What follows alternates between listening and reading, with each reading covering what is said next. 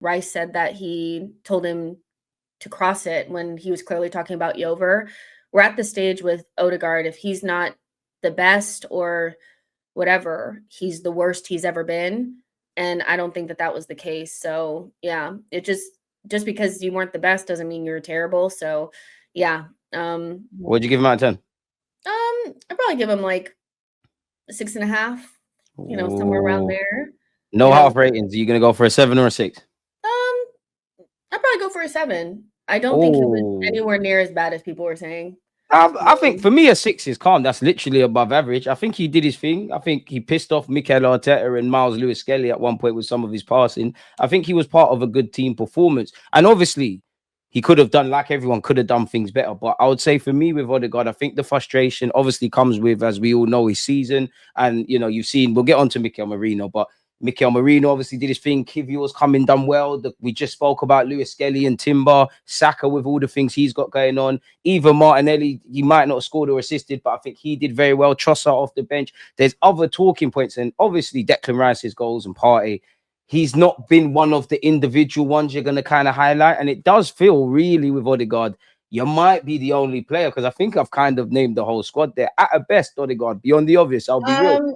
Martinelli wasn't. Don't slander Martinelli. Go and look at that first 20 minutes. Martinelli was better than Odegaard. Let's be honest. I don't think he was. I think he was okay. But here's the thing, though. Did you watch the first 25 minutes, Jess? He wasn't that great.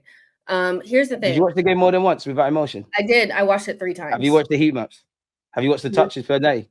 Have you looked at averagely the tactical shape of everyone, including Martinelli and Lewis Skelly? If your claim to listen, I told you to enjoy. Do you think Odegaard and Saka were at it from minute 0?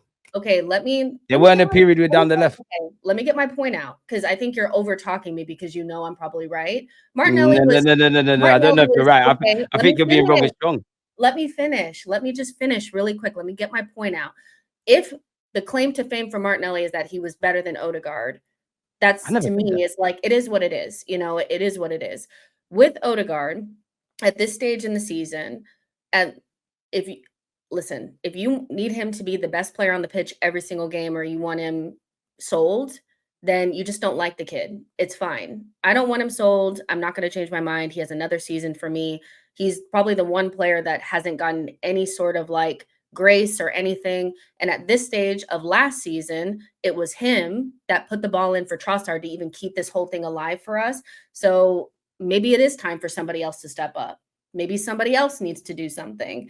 So I get it. He's not having his best season, but I'm probably not going to turn on somebody for having his first bad season in 4. So, but right now, because he's not popular, it's not popular to stand behind him.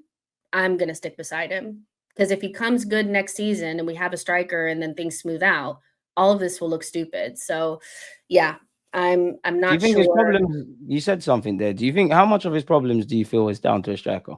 Mine. I don't think it's just down to a striker, but I think because we don't have one, there's a lot of pressure on our midfield to do their job. And there's not a lot of pressure on our attackers to score the types that we don't have expectations of our attack that Barcelona fans and PSG have of theirs. They basically just do what they're meant to do.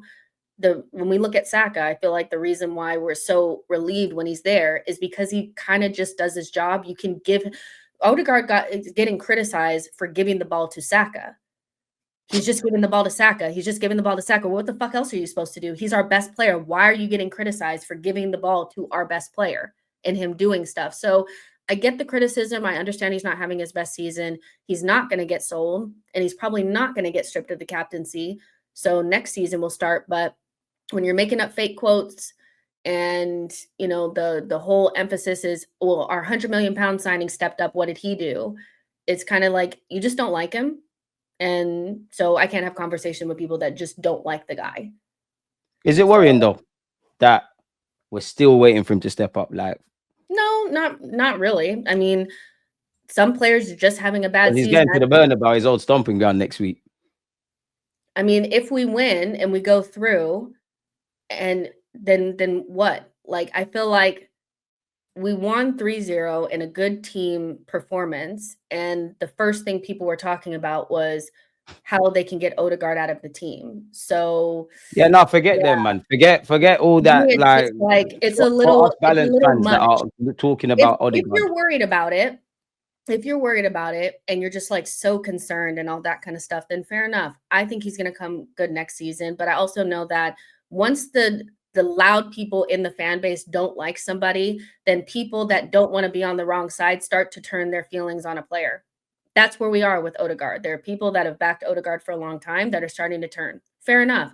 I think he's having a bad season. It happens. Like players have bad seasons at times. We're the only fan base that requires our players to be damn near perfect all the time and give them like zero grace. So have fun. You know, I'm Football's a fickle game, Jess, man. You know, there's been times, obviously, criticism and all of that. Like people will love Saka more than an Odegaard in general, but there's been a time where people have been on Odegaard. There's been a time people ask questions of Lewis Kelly, and they'll no doubt be everyone kind of not hated Declan Rice, but first half of the season in the last 2 summers, a lot of people would have got rid of Partey. The language is different. Football is quite fickle like that. But I would say for me, as someone that's got a lot of time for Martin Odegaard, I just need you to step up. I wanted to see you a bit more prominent. And this season is kind of a write-off. That being said, we are going to need you at the Bernabeu. And for me, for me anyways, for you, Odegaard, it'd be nice if you come out of the second leg with what we're talking about, like with Kivior and Timber and this about you, because you just get people off your back. Even with that, yeah. Now, how do you feel about Mikel Arteta? And I'm not doing the in and out kind of stuff with you, Jesse. It's more of a case of, you know, me and you have given him his flowers and we've given him his criticism. And by now we know what he's good and bad at, right? But he needs to get over the line. And then he comes over here now and he wins 3-0 against Real Madrid, where he adds Carlo Ancelotti to the list of managers, quality managers that he's outplayed and won. Like, you kind of half want to believe and then you don't. And it's almost like there's something in here, Gaffer, but get it out of here. Yeah, I mean, we're technically like 4 games away from winning a Champions League. So now that we've gotten this close,